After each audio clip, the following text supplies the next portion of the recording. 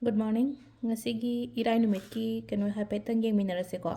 Card ki message ne timing afaba ne ngasi se kama karamba color numbers season ba yai haibado. Number da ahamba da number 71 lere color da sky blue gumba sin bi bi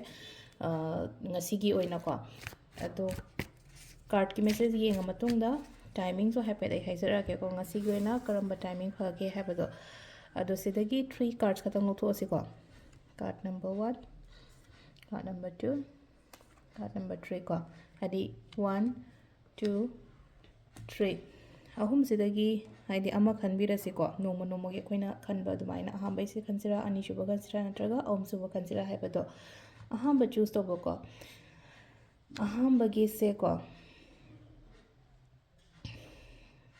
hadi aigi keno haitare ko aigi intuitions aigi instinct aina khaliba poto thajabiyu ko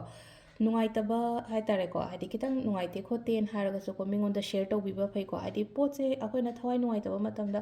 मिंगोंदा कितंग share तौथोगदि खरा फैना को अतो अइना share तौबसिजु कितंग अइना थाजबा मिगुंबदा share तौबियो को हाइदि फुमजलगा थमदबा नुंगाइतबा हारगदि any problem ओइरो any situations ओइरो को हजि हजि अइना face तौरिबा ngasi अइना सुम face तौदोरिबा खोत्रबा अइंगोंदा feel तौ अइ नुंगाइत्रेना खलसेबा canoe कनानोमना कैनोम हाइरक्तना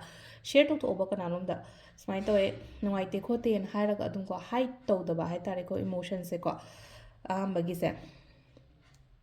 अदो इशादसु को कितंग हाइदि नुंगसु नुंगाइतबा इशा नुंगाइतबा हाइरगदि को इशाजिदा पाखतपनि खंगदे अदगी क्यों अकीबा फावबनि खंगदे कितंग खरसु लैगनि को ngasi ओइन हाइरगदि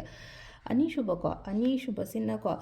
प्रॉब्लम सिंग लैरंबा हाइतारे को एगी लाइफ दा प्रॉब्लम्स लैरंबनि खंगदे नारंबनि खंगदे अमा हेता हाइतारे को सिदा अदुदगी हील तौरा थोलै को हाइदि रिलीफ हंगपदो आइजे चट मूव ऑन तौबा हौरे को पोचिंग से हाइदि पोतु दा दुम खल्लगा लैबा नतबा अदुदगी थोलकपा ngमपा हाइतारे को सिदा लैसे नंबर 2 गी सिना नंबर 3 को नंबर 3 से लैसे को 3 गिसे को हाइदि अइना तौदोरिबा पोत हाइगे अइगे ड्रीम अइगे गोल अदुदा अटेंशन यामना पीबा मथौ ताइ को ngasi gi daily gi oina aina chatoriba pot to the attention amna piyo nasada belief thamo thajaba thambiyo confident layu ko ado sisina khoi gi card ki message leire aduga timing sina ayuki pung 6 tagina 10 phawum leire ko adagi 13 ga minute 13 daina 12 ga minute 39 phawum leire अते अहुंगा minute 13 दैना मरीगा minute 38 फाउम लेरे अदुगा 3 का minute 58 दैना 9 गा minute 38 फाउ लेरे 13 गा minute 10 दगिना पुंग मरीगा minute 10 फाउम लेरे को सिसिना नुंदांग अहिंगिनि को 13 गा मिनिट 10 दैना मरीगा मिनिट 10 फाउ बसिमा अदो सिदा लेरे को अखोगी ngasi ओइना कार्ड की मैसेज से को मैं